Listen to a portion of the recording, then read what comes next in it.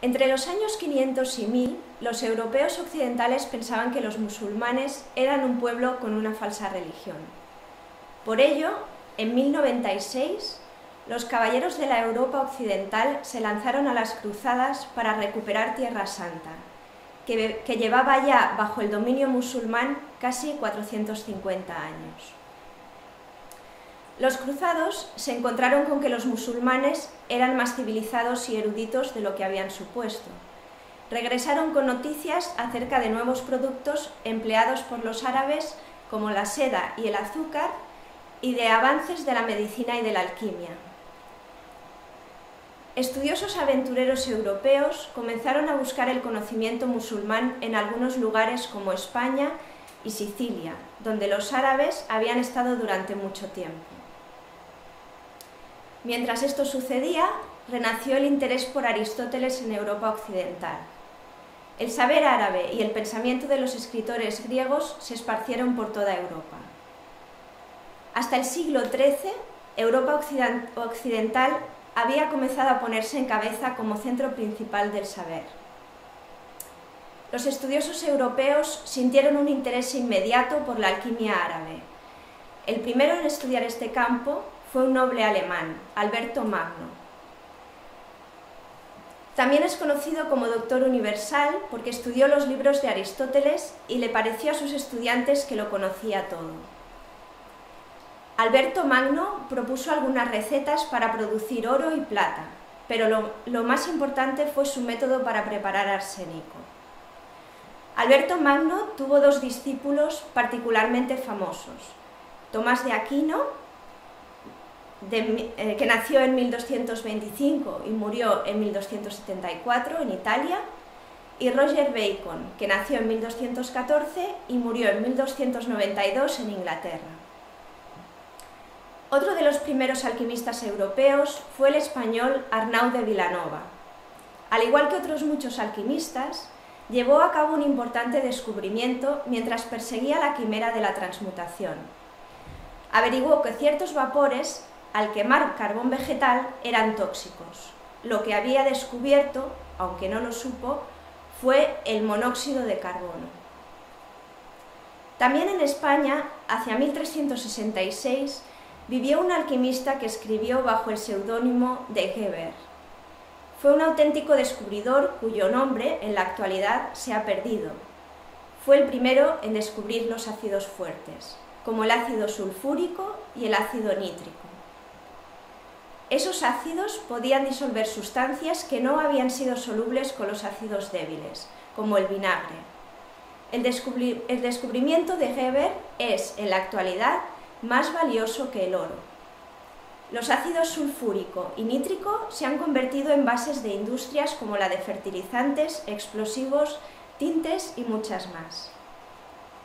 En aquel tiempo, la humanidad solo se sentía atraída por una fórmula mágica que permitiera obtener oro. Veamos la fórmula mágica que utiliza este peculiar alquimista para convertir cobre en oro.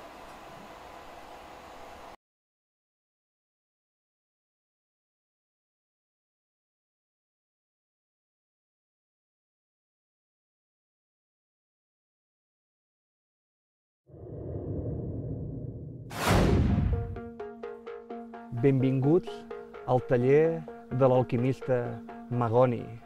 Avui us ensenyaré els meus secrets que he tardat 300 anys en descobrir. Bé, sembla una mica jove, però la veritat és que em conservo molt bé i és tot degut a que he descobert la pedra filosofal. Avui us la presentaré. Tinc la pedra filosofal aquí. Els secrets dels alquimistes consisteixen en que barregem l'aire, l'aigua, la terra i el foc. Amb la pedra filosofal puc convertir qualsevol metall en or. La pedra filosofal ja és aquí dins. I remenarem mentre escalfem amb el foc. I ara agafaré una moneda una mica més moderna que no pas del meu segle. Una moneda de 5 cèntims d'euro, que com sabeu està folrada de coure. I remenarem. Ara, barrejades l'aire, l'aigua, la terra i el foc, amb aquesta moneda de coure, es transformarà en una moneda de plata. Mireu com va canviant de color. I es va transformant en plata. El coure es torna un metall més noble.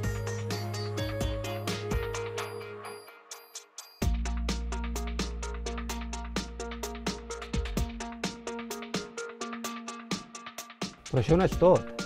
Ara tenim les monedes de plata, però falta l'últim pas, transformar-les en or. Com? Amb el foc. Mireu com el color va canviant de plata a or. I això és perquè aquest foc és màgic. Mireu, la moneda ja és d'or. La moneda ja és daurada.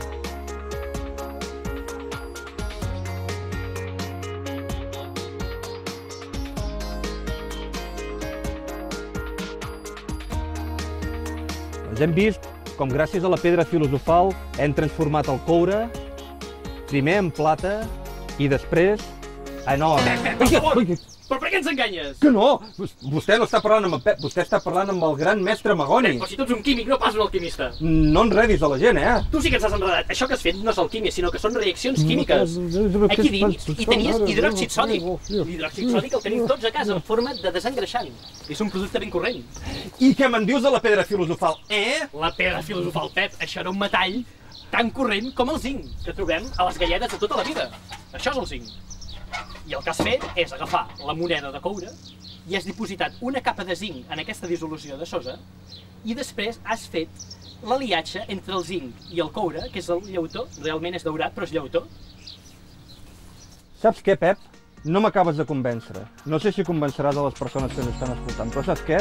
Crec que el millor que podem fer és tornar la setmana que ve. Molt bé, doncs fins la setmana que ve. Fins la setmana que ve.